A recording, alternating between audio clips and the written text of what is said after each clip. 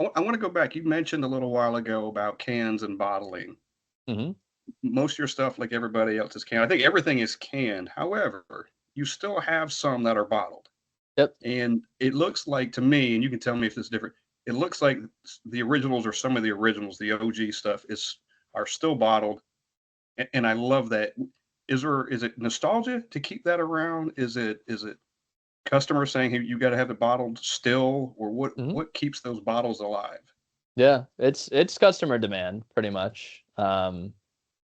I'm all as our historian and archivist, I love the nostalgia aspect of things, but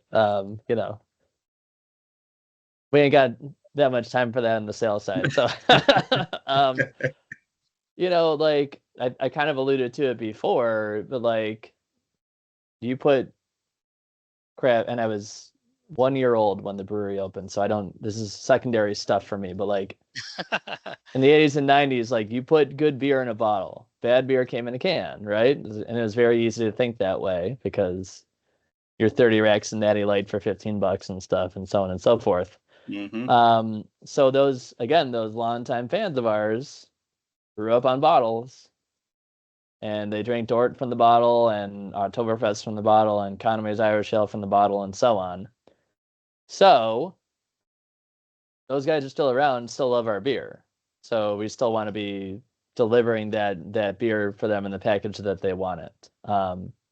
But we also know that cans have become so much more of a commodity in the past decade or so, and so that's why obviously we had, I mean, most craft beer in the country is in cans now, but we love our old time, our longtime fans so much that we want to continue to deliver in that package. Now, are we slowly phasing bottles away? I mean, yeah, we're kind of doing that. There's less and less bottles every year, but um, we definitely keep them around It's great. for those longtime fans.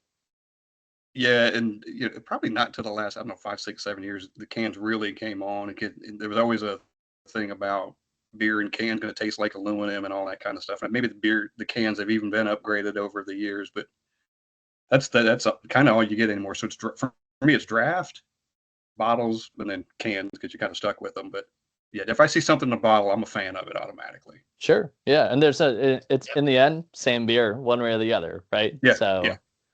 So, um, I always advocate, my biggest reason for the cans is that you can fit more in the fridge. You know what I mean? Yeah. Yeah. Yeah. When I carry my free case from the brewery to the Yeah. car, it's just way easier when it's in cans than in the And it's bottle. the same Yeah, volume that's in the bottle. Same volume, yeah. But there's very true. something elegant about the bottle, and especially when it comes to, like, even for our barrel aged stuff. Like we do a barrel aged stout, barrel aged blackout stout. There's a barrel aged version of Christmas Ale. Those are in cans too. But there is something elegant about having a specialty beer in the bottle for sure. Yeah. Yeah. It's Um, presentation sometimes. It's just really cool to look at. yeah, especially the bombers or the cork and cage, Yeah. all that stuff. That's exactly what I was Yeah, just thinking of. Yep, those bigger bottles. Yeah. those Belgian, goos and all that stuff. So, but um, if we open up Tennessee, you guys are getting cans. Sorry. Oh, it's okay. We'll take what we can Take the get. It's cans, okay. yeah. I've been saying for years, my friend, that I wish Great Lakes was sold here, because every Yeah. time I go up to Ohio, I'm like, I've got to load up on what Yeah. I can find. It's I'm not saying well, yeah. You never know. I'll say you never know. Yeah. I looked the other day because you guys on your website have, kind of a find it, on the beer, like where can you find it, Oh put your yeah. zip code in. And I knew we weren't going to find any in Tennessee, but there literally is some just across the Kentucky border. Like you Oh don't even yeah. have to go all the way to Bowling Green. It's like, and that's probably 40 minutes from here. So it's 35, Oh, 40 minutes here. So it's doable. It's it's very, right very there, doable. guys. It's right there. Yeah. Yeah. We find ourselves a little further That's up like north. Akron, Ohio from us. It's Yeah. like, Yeah. yeah. Yeah, It's where Well, we I just, was LeBron's from. It's reading, right and I there. was Yeah. reading where you guys are in like 14 states, and Washington D.C. now is where you can find your beer. Is that right? Yeah, we actually, and we just opened up two more states 3 or 4 months ago. We opened up Massachusetts and Rhode Island. So kind of filling out a little bit of the East Coast. So you never know, guy. You never know. yeah. Yeah. We Why did aren't you coming NYC south? last year, so like opening up a new market here or there. Tennessee's, Yeah. it's a contiguous state. You never know. I mean, you're so close. You're so close. Yeah, Let's yeah, go south a little bit. We'll come up and see you. You guys come down to us too. That'd be great. yeah, yeah. And has that been a slow growth over the last few years of expanding to other states? As far as like we don't want to overtax ourselves, but has it been kind of a slow burn into doing that kind of thing? Yeah, so like our setup, our production facility can probably realistically handle like 150-ish. I mean, we could probably squeeze more out of it, but like we've done 150,000-ish barrels out of that facility, and it's like kind of 24/7. You know what I Yeah, mean? Outside, like it's a little slow in the in like February, March when people are drinking less beer and all that stuff. But um, so we can't just go say we're going to open 4 new states or something because we don't have the capacity to do it. Right. And I don't know, the conversations you have with other people in the biz, but like craft beer right now is kind of stable, but not right. really growing or anything. So like we're kind of happy where we are. If there's a little bit of growth here and there, maybe it's kind of helping us stay at that even keel, Yeah. or up a couple of percentage points, something like that. So those are, we call them levers. You can pull a lever, do that, do Yeah. that. So, but we really like historically outside maybe like the late 90s, early 2000s, the Conways have been very methodical in their growth approach. And even when they opened new states in the heady times of the 2000s, it was never like we're going to open 10 new states at one time. It was Yeah. like, okay, we'll go Pennsylvania, Detroit, actually we weren't even in Indiana until sometime relatively recently, which is kind of funny. Chicago, stuff like that. It Yeah. was never just this big like money grab because everything's affected. And I'm not saying like you can expand fast and do it well, but um, that's never really how the guys rolled. It was always just like quality product first. Okay, we did that market right. Now we can think about this one Yeah. and move on from there. Get good And you have to people be in able, all of them too. yeah, and if you add new markets, you still have to be able to sustain what you're already doing and not piss anybody off that your Right. customers as customers. Yep. And in the end, you guys know from down there, it's like ultimately the local markets is king. So Yeah. like, I'm sure it's probably mostly tap rooms and stuff like that down there anyways, but those who do package their beer in cans and bottles and stuff sell most of it close to home anyway. So like Yeah. even though we're in 16 states, a majority of what we produce is consumed within 50, 100 miles. Really? Yeah. Most of it, So really? Okay. Oh, that's yeah, amazing it's stat. it's pretty much northern Ohio. Okay. It's not Yeah. far. Yeah. So in the states that you mentioned, for people that may be listening to those states or other places, what are normally the offerings from Great Lakes that they're going to be able to find? So pretty much anywhere in the states that we're in that goes basically the states around the Great Lakes, so Minnesota down through, obviously Wisconsin, Illinois, and so on, going over to the other side, New York, of course, PA and all that, and then East Coast. So again, I mentioned Massachusetts and Rhode Island, New York City, DC, Virginia, and all that. So that's kind of our footprint. You're going to see the classics because Dortmunder and Hmm. Evan Fitzgerald and so on. Well, actually, the further you go from Cleveland, the less Dortmunder you see. But Elliot Ness, Edmund Fitzgerald are huge further away from home. You'll see the seasonal. So Christmas ale, of course, is going to be everywhere. That's the We'll have to talk Christmas ale in particular because that one's it's totally insane what that beer does. But Oktoberfest and Conways are huge. But the sales guys are definitely trying to make sure that like Midwest IPA and Vivacious get out there. It's tough because everyone has their own local IPA. You know what I mean? But Right. Midwest will be out there, and it's a very consistent and Easy affordable, drinking. Yeah. Yeah. You know, and that I approachable mentioned earlier, IPA and all that. Yeah. that's a nice ABV on that Midwest too. I was looking at it when I poured it a minute ago. It's a 7%. It's a really nice. Mhm. The 9 might be a little too much for some people, but that 7 to me is just right on par. Yep. Anywhere between 6 and 7 is kind of perfect. Nice is the operative word for that beer too, by the way. Yeah. Midwest, nice. Mhm. Yeah, Midwest It's nice. nice. That's what that beer is all Everything about. about it. Yeah. Everything It's about it is very It's nice. the perfect word. Yeah. Everything about that beer is nice. Just like It's us. gonna be- Just like us in it's the gonna- Midwest. Exactly. So. There you go. When I rate this Well- beer later, that's my comment. It's gonna be nice. It's just Yeah, nice. exactly. Yep. Nice. It's a nice IPA. It's approachable. It's friendly. It's just like us in the Midwest. Yeah. Yes. So those It are what covers a that's lot of that's ground. what Yeah. people are Nice gonna stuff. see. Yeah. So you sent us Christmas Ale, and it's almost, as they say, it's the season. Let's talk about it, because it's one that I like it. you all are. Let's dive in. I got a whole section on Let this. us Let's dive go. in, because Christmas Let's Ale is I'm something ready. that Crack the knuckles. Great Lakes has been selling for quite some time, right? Yeah, so this beer is in the early 90s. I mentioned Dortmunder and Elliot Ness are kind of the first two.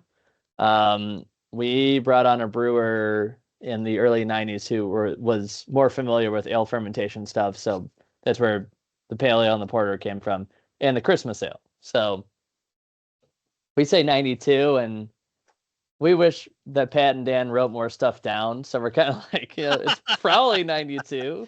That's when we started Take some distributing. notes. But Best we could tell. it's probably 92. Yeah. And the inspiration there was really Pat. He wanted to make a beer for the holidays.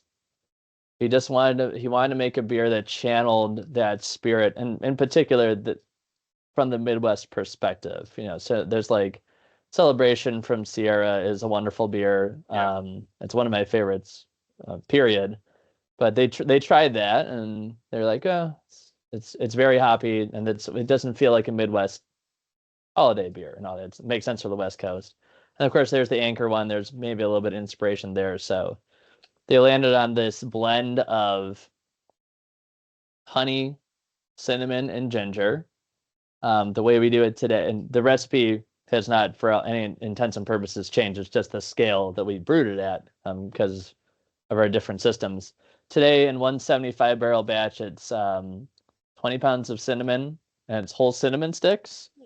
Yeah. 20 pounds of ginger, and it's ginger root fresh sliced, and 155-gallon drum of honey, which is 612 pounds of honey per Wow. batch. So, and some of the others, we brew some beers today. You guys have the Cran Orange Wheat, Juicy Vivacious. Just full disclosure, there's some of the real stuff in there, some real juice and all that. There's some flavor boost going on there too. But Christmas Ale remains. It's part of what makes this beer special, is that it's still the brewers. It's a pain in the butt, basically. Yeah. There's a lot going on there. They steep the cinnamon and ginger in the boil, the duration of the hour boil, and it's like, if you're up in the brew house, it's basically like this giant tea strainer thing that they dunk in there. And there's a crane that it's not like someone has to monitor it the whole time. It's a lot of raw material, a little bit of extra expense that goes into that beer. But those proportions just they nailed the balance of the spices. Part of the beauty of a lot of our beers, but especially this one, is like you get all that cinnamon and ginger, and it's got some extra brightness to it because it's fresh stuff and all that. But it's also a really drinkable 7.5% spiced beer. So, do you guys see, like, in the Nashville area, are there beers like this down there? No, No, not like I don't- that. I don't think. No, I don't think Right. anybody even locally makes anything, and maybe something from outside of here, but nothing comes Yeah. to mind. So that, I mean, that about checks the out. only one I can think of on the top of my head is, I know, like, obviously Sam Adams does seasonal stuff around the holidays, but I don't know if they do anything like exactly what you're talking about there. No, that checks out though, but it's a big Ohio thing. So Yeah. it's craft beer, we're all chummy and stuff like that, and there are a bunch of homages out there, if you will. But none of them really seem to nail that same blend of the flavor and the drinkability that ours does. And the honey ferments out so nicely. There's a little bit less body that makes it more drinkable, and the cinnamon kind of dries it out a little bit, like a pleasant astringency to it and all. So it's a crazy beer. We just really nailed the recipe, the vibe. It's got that little train car on the label, right? And something about that little train car that channels Christmas and all that. Right. And, you know, in Cleveland, we've got the Christmas Story house in Cleveland. Like, I mean, we love this stuff here. So this thing just blew up, and like, you know, I'm in marketing and stuff. I know that stuff's important, especially when it's done tastefully and you're not shoving something in someone's face. This beer just blew up on its own. You can't make a beer like Christmas Ale up. So they nailed the beer. It gained a cult following. Next thing you know, it's our number one selling beer, even though it's only sold for 10 weeks of the year. And again, we're the 17th largest craft brewer in the country. So to say that Christmas Ale is our leading brand, that means there's a ridiculous amount of Christmas Ale being brewed every year. And it's purely just because people love that beer and the spirit that it brings and everything. We market it now, obviously, but like, last week on Thursday, so the beer hit the market when this is being recorded. It's second last week of October. So the beer hit this past Monday. The Thursday before that, we did our first pour party at the brew pub. Yeah. Do you guys ever line up for a specialty beer release? You ever done that? Nope. No. Never Do you have. know do you know the notion of it though? There's like I think people do it in Chicago for like Bourbon County. Exactly, right. That So kind of thing, that special. Exactly. And that's like, okay, so the Bourbon County variants, there's like 500 bottles, right? Yeah. So you line up. I get that. For our Christmas Ale first pour day, people started lining up at 6:45 a.m. Wow. We opened at 11. On a Thursday, that means they took the day off, and they probably took Friday off. Stood outside for 4 hours to drink a beer that will be in the grocery store on Monday. That's great. That shows you the power of that beer. It's an event. I love these people. When I say line up, I literally mean at least down the street, up the street, down the street again. And we've had years where the line has almost extended back around to the brew pub because, Wow. yeah. So that we didn't make that. That just happened. You know what I mean?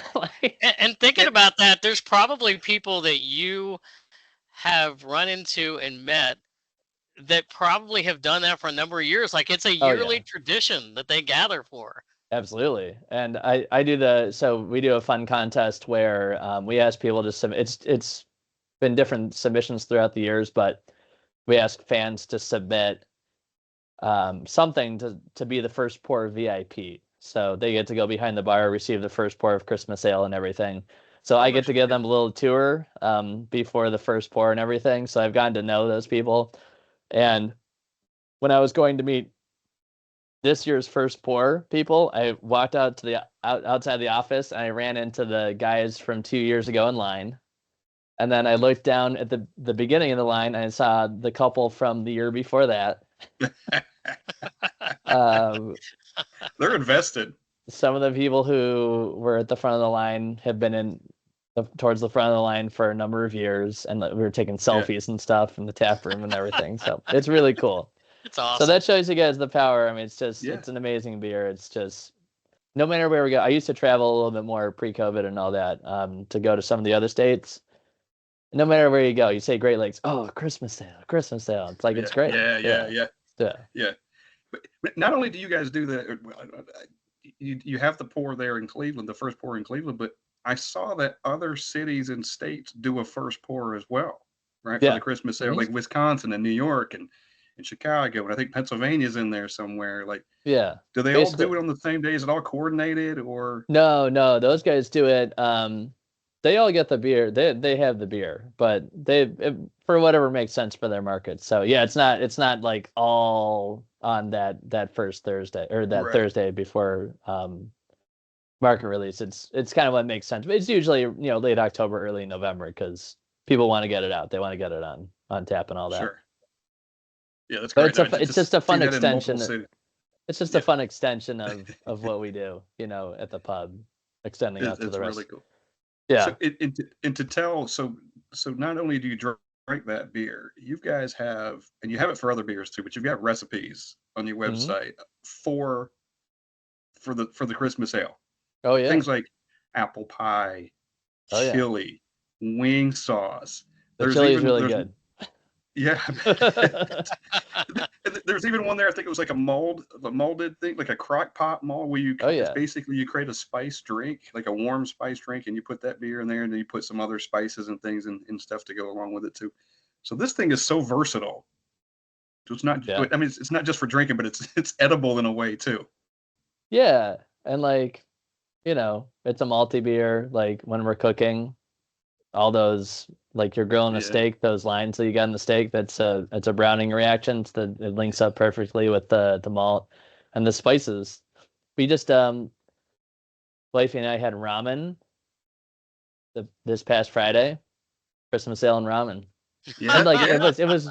it wasn't just Maruchan, it was like full on ramen, right? It Yeah. was like it wasn't just the seasoning packet. It was That's Yeah. great. The actual real boiled. stuff. You Yeah. got the real stuff. By the way, I love that stuff too. I But do like, too.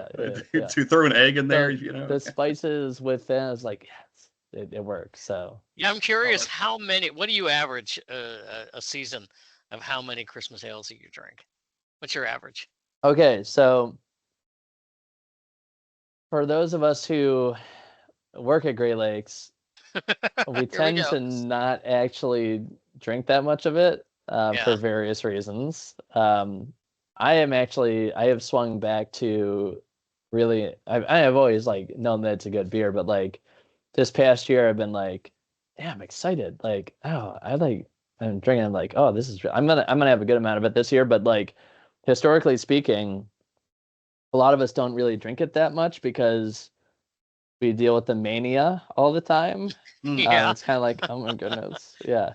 And then, so with the advanced testosterone stuff and all that, I've got the trained palate, and we, of course, plenty of other people with trained palates too.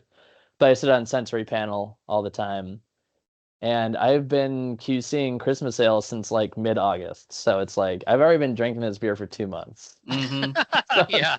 By the You're time it over it. comes, typically Yeah. by the time it comes around, it's like, Yeah, and you're come not even on. really getting to drink it like casually or leisurely, right? You're drinking it for Yeah, work in that right. sense. So, Yep. yeah. But no, but this year I don't know if we got the little girl in our life this year, and I think there's a little bit more of that vibe. So Yeah. it's I almost brought a Christmas ale to enjoy on the pod, but I kept it Well, Midwest. Yeah. well, you sent us one, and I'm looking forward to it. And we don't want to hang on to it too long because we want it to stay fresh. But I think what I'll do is, God damn, it's going to be 86 here tomorrow. I'd like for a nice chilly night sometime soon and Right. bust Yeah, that you thing guys are a out, little bit you further know? south. Yeah. Yeah, Yeah, Yeah. the definitely. nice weather's hanging on. Yeah. Yep. I mean, it's really nice. We're going to set a record tomorrow at 86, and I love it. But it doesn't really lend itself to drinking Christmas ale. I mean, I will. I There's no know. problem. It's just, No, but we see that too though. We yeah. usually Well, the couple days leading up to first pour it was like 50 and gray here, and I was like, yes, yeah. because Yeah. that's good. Ideal. Yeah. You can bet when I'm That up in fall weather. Yeah. Ohio in early December, I'll be getting myself some more Christmas Yeah, ale. yeah. Maybe you could Yeah. bring your buddy back some too, because I feel like I want to cook Maybe some. so. Now I There we want to cook go. with it. There you Yeah. go. That's Hey, I know recipe we're running out swap. of time, but I want to go back to something. We mentioned a couple of these beer names throughout the podcast, but there's a reason some of these beer names are named what they are. So kind of the OG stuff. There's you guys have embraced the Cleveland, obviously, and Great Lakes area with the names of some of these beers. Obviously, we mentioned Elliot Ness, kind of an obvious why, right? Crime Fighter, Yeah. but there's a couple others, and there's a reason they're named this thing, like the Commodore Perry, Edmund Fitzgerald, and Conway's.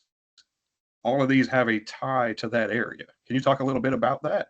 Yeah, totally. So yeah, and that was a big thing for the Conways. Like Pat especially is a big time storyteller and all that. So and he's fascinated with the history of everything. So that's where the impetus was for a lot of those early names. So like Evan Fitzgerald,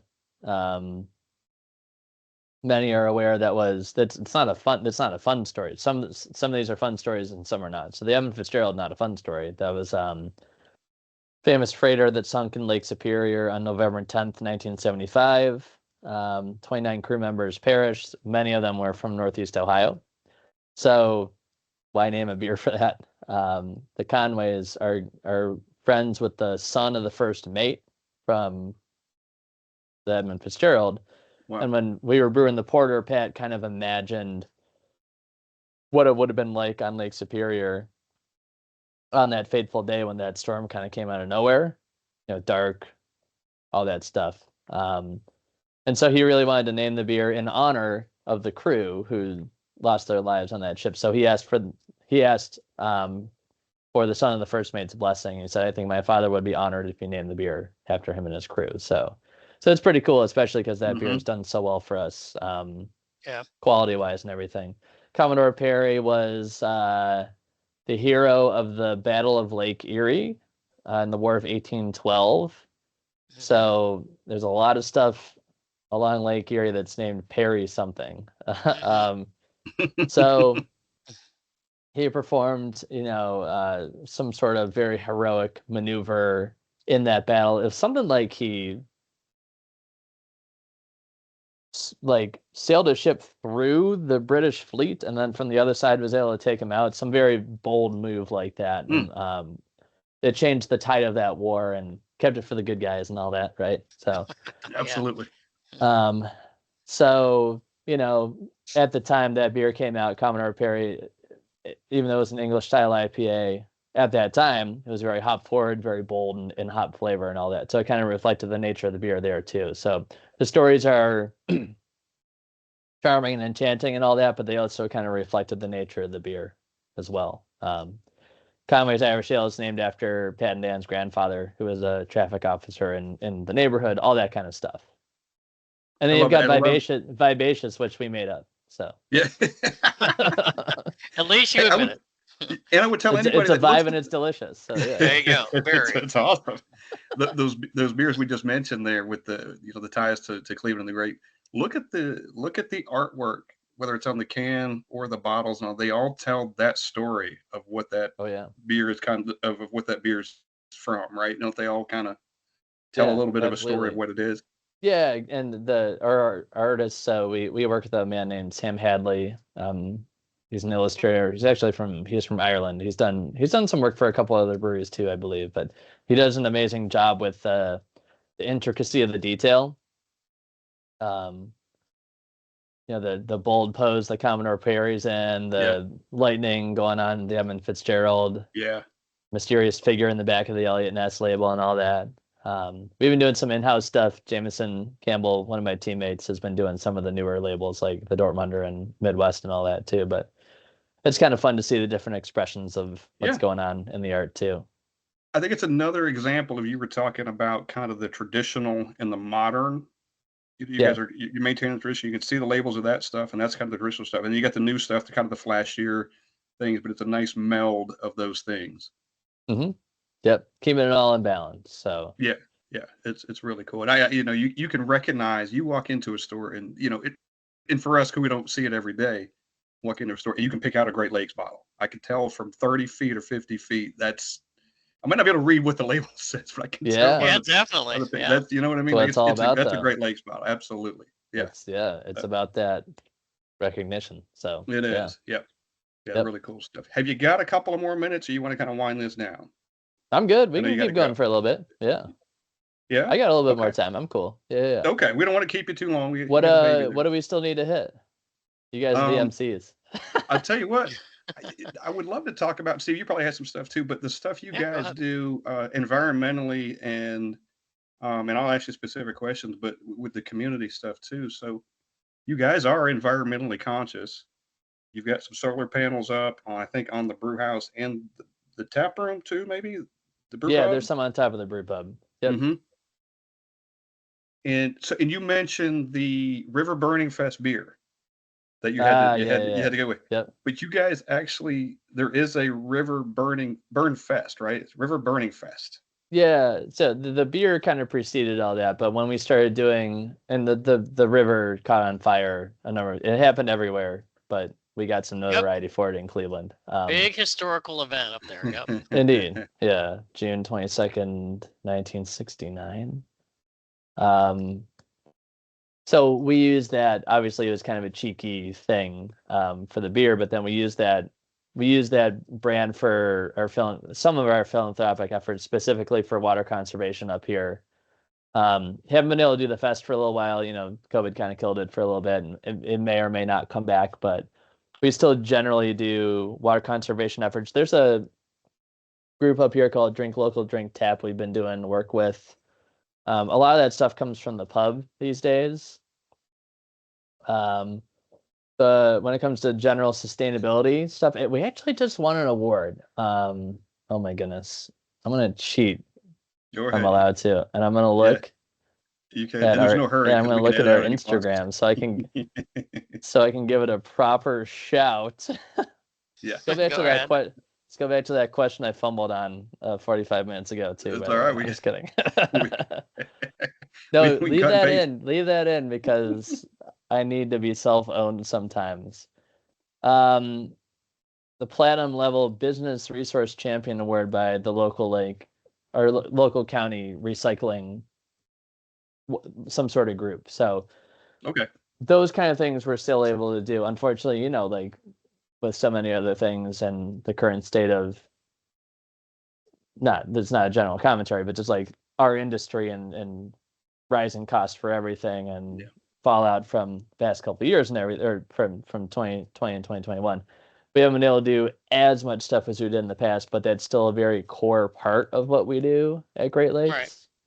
Right. It's a little bit more localized right now in small scale, but knowing Pat and Dan, when they have the funds to bring it back to a bigger scale, they will definitely do that because they're good guys. That's like, it's very heartwarming for working for a couple of guys who care that much about the people and the planet on top of their business, Yeah, and I think it even says on your website, 90% of beer is water, so it makes sense to take care of that and to give back and to recycle where you can and those kind of conservation. Yep. And those things. Obviously, you guys do you recycle the spent grain, which is always a huge thing, right? You can livestock and what else you ever may do with that. We've got the circle of life thing going on. Like brew the beer, spent grain goes to the cattle. Market across the street from us buys beef from that farmer, butchers it, goes to burger patties, goes to the pub, and the cycle continues. Yeah. That's been on and off, but I'm pretty sure we're doing that again right now. So, yeah. Okay. Yeah. It's a beautiful Wouldn't it be funny if you get the patties and they're like, tastes a little bit like Dortmunder grain. That's what those cows were eating. The happy cows. Yeah. Maybe it had a little buzz when they were eating it. Yeah. Well, it's all pre-fermentation, but yes. Extra sugars though. Extra sugars. Yeah, but they're fat and happy they are. Yeah. So that stuff's important for us. Yeah, no doubt. And you mentioned earlier you guys have a farm around the corner too. That's It's an acre of urban farmland. That was when that was founded was probably the largest urban farm in the country. It may not be anymore, but it's fairly vast, and it's got a beautiful view of the downtown Cleveland skyline too. So nice. Tons of produce. Don't do anything like hops or anything there, but a lot of produce that we serve in the pub. Okay. All right. So you just grow it there and just bring it over to the pub. Very nice. Yep. I saw something on your social media today that was pretty cool, Steve. I don't know if you saw this. Maybe you did. It's not even out yet. It's called Interstate Tailgate. Beer that you're coming out with. I haven't seen that. Okay, so it's a 50 West in Great Lakes collab. Okay. Cincinnati and Cleveland. It comes out with 11/2 November. Yeah, I think the big tapping party is in early November. Yeah. So how does something like that come about? It just we just two cities get together and hey, let's make a beer. That was the local sales guys. I think they're friends with the peeps at 50 West. So That's how a lot of those, like, we've got that. We do one with Lakefront in Milwaukee. So that's an annual collab as well. That's for the Great Taste of the Midwest Beer Fest. But you guys were at Great American Beer Fest, right? Were you I guys was. both at that? Okay, Scott was. yeah. I wasn't. Yeah, I Scott was was. there. Yeah. Yeah. Good times? Yeah, good times. We did. You go? Were you there? Oh no, I've only been the one time. Yeah, it's been a while. So Yeah, I did. We did the Friday event, but we like to go a few days early, and we hit like this year we hit Colorado Springs for a couple of days and hit those breweries, and then go to Denver for the big event. So we've done Fort Collins before, and we'll do different cities every year, and then hit Denver on the last day. cool. Very nice. Check it out. So yeah. Yeah. So anything you can tell us, any not breaking news, but any exclusives you can give us for 2025? Anything coming up? Expansions? There's nothing concrete for anything like that right now. What I can say for sure is, so like we have so we had a different hazy in the past, which was a solid brew and all that, but this Midwest IPA kind of being like the big thing for us right now, there's going to be a hazy version of that rolling out. That is, for those who are listening who are in the distribution area, there's going to be some draft of that floating around. It's actually kind of floating around right now. Like if you're in the Northeast Ohio area, you could go to like Winking Lizard Taverns, our local chain, kind of craft beer chain. They've got it on tap right now. So there's going to be a hazy version of Midwest coming out. It's the same nice approach. It's not overly heavy. It's not super turbid and stuff. It's hazy, but there's not chunks and stuff floating around there or anything like that. So Right. that's coming out. Like, I didn't send you guys this, but I don't think I did. There's a light lager. I mentioned it earlier, I think, in the podcast. It's called Cold Rush. Okay. That might be a big thing next year. We'll see. We're kind of feeling that one out right now. Yeah. So 4%, 100 calories. It's, rated higher than a 3.5 on Untapped. But, right. I tell you, we've come across Love some it. light lagers recently. Ryan Guys had a good one, has a good one. National Brewing here locally has a good one. So there's definitely something there to those, and they are really good. Yep. Yeah, it's playing that same sandbox as Cincy Light and all that. So Mhm. those are kind of the things. But like the nice thing is, when it comes to the beers and all that, I mean, we need to be coming out with new stuff, but some of the stuff we've come out with recently is like it's clicking. So we're gonna Yeah, that's kind of keep rolling with that. But hazy version, just like there's the juicy version of Vivacious, right? There's the juicy version of the Vivacious, hazy version of Midwest. Yeah, and the light lager. I mean, those are the big things. We're still going to be in Ohio City for the brewery for the foreseeable future. Tennessee, we'll see. Yeah. I don't know. Yeah. I tell you what, if Indiana messes up, if they just mess up a little bit, you kick them out. You come here. That's right. We'll twist your arm. Come on down. Indiana, you're on the clock, baby. It's all about contiguous states and stuff, and you guys are right there. So we're right here. We're right. You never know. Maybe this podcast will be what gets it done. Hey, that would be awesome. We're influencers. Can you imagine? The demand just blows up even more. Maybe you can come down for the ribbon cutting. We'll join you wherever the first I like Great that. Lakes is held in I like Tennessee. that. Yeah, that'd be good. Hey, there was something interesting I saw. Your street that you guys are on, Market Ave, I believe it is. Yep. There was some controversy. There is some controversy over the past few years about closing that to traffic. Yeah. And I say that because apparently that's all the businesses down there kind of want that. The mayor apparently wants it. I think most people want that to be closed to traffic, but it hasn't happened yet. Is that still? Do you guys hear about that a lot? Is that still kind of in the news? Yeah. Well, we actually know we did get it. We got it closed down. So it is. Oh, it is. That was. I think that was this year. So just okay. This year that ended up happening. So, but no, it's fine. I think it's good for ultimately. It's good for that little square right there. I don't know if do you guys have like outdoor recreation areas where you can just carry a beer from spot to spot or anything like that?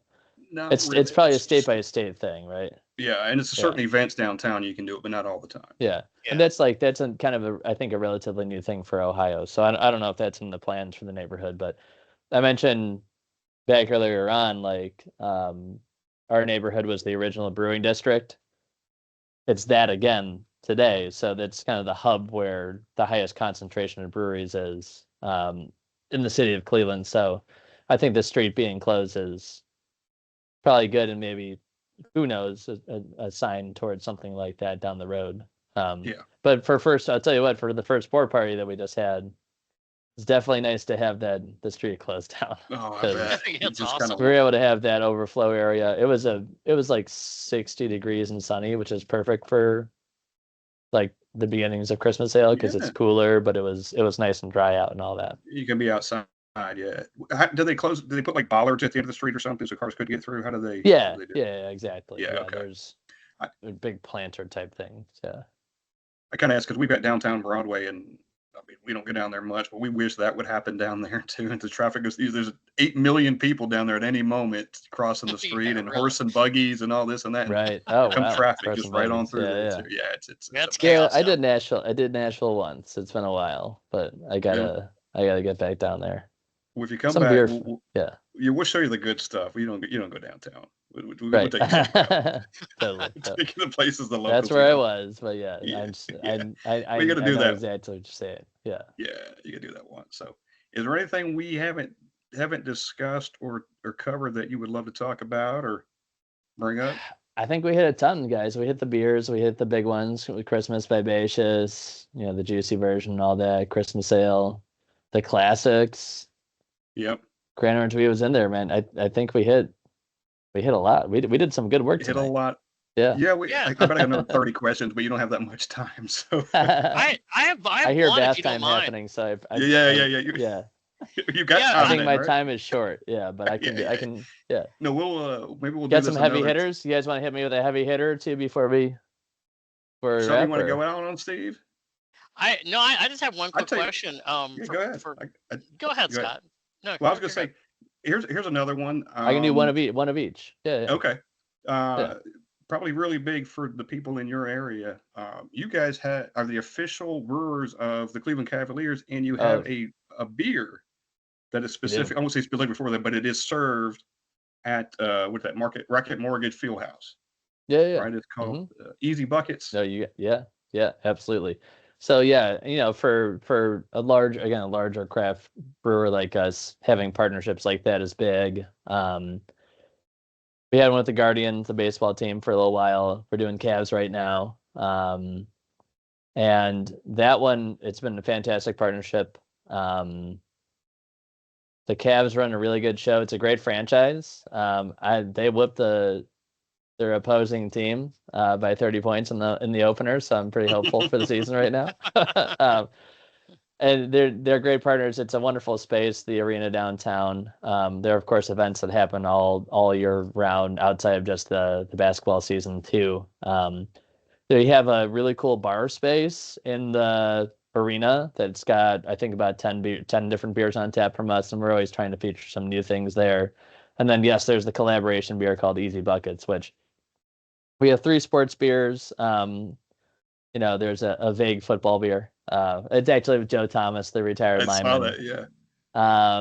The Rally Drum, which was the general baseball theme, and then Easy Buckets, the blonde ale. All easy drinking sessionable styles for easy to tip back while watching games and all that. So Yeah.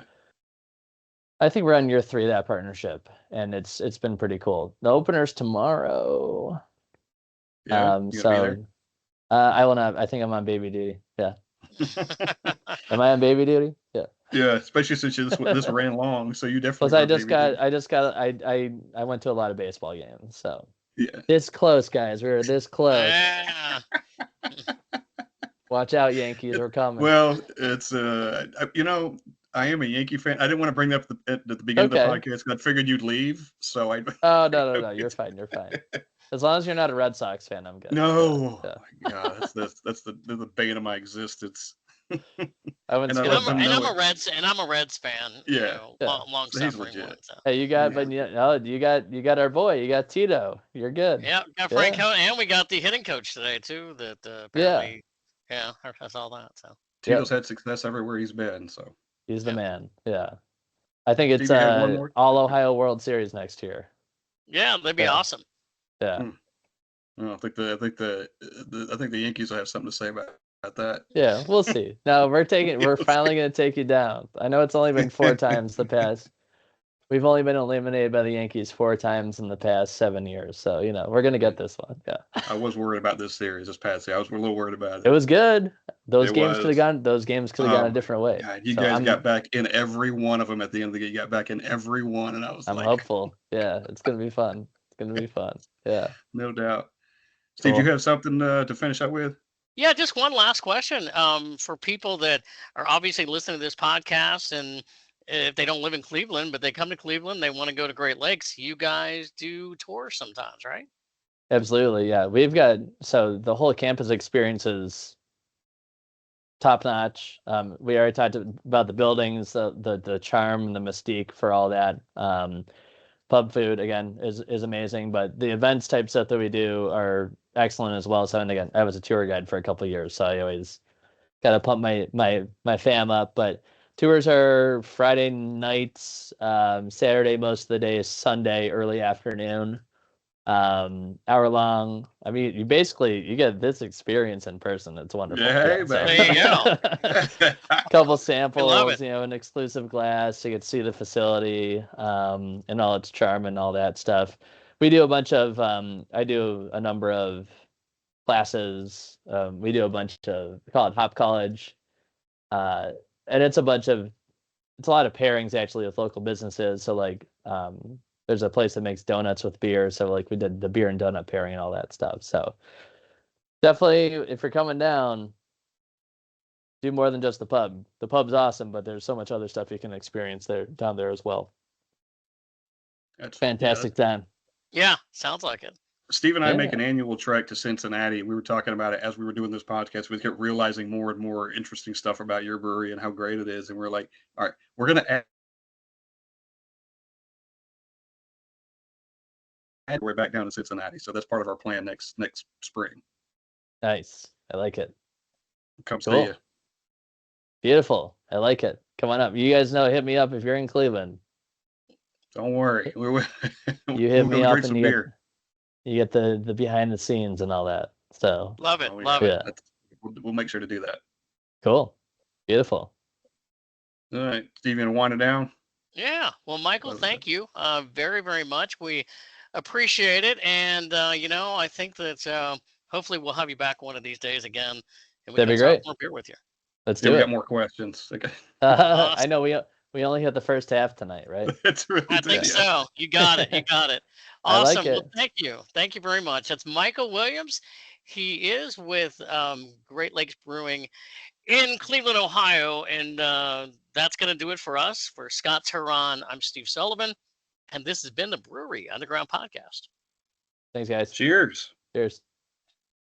We appreciate it, man. Yeah. Hey, man, that's it. I got you a shirt headed your way, so you should have it next couple.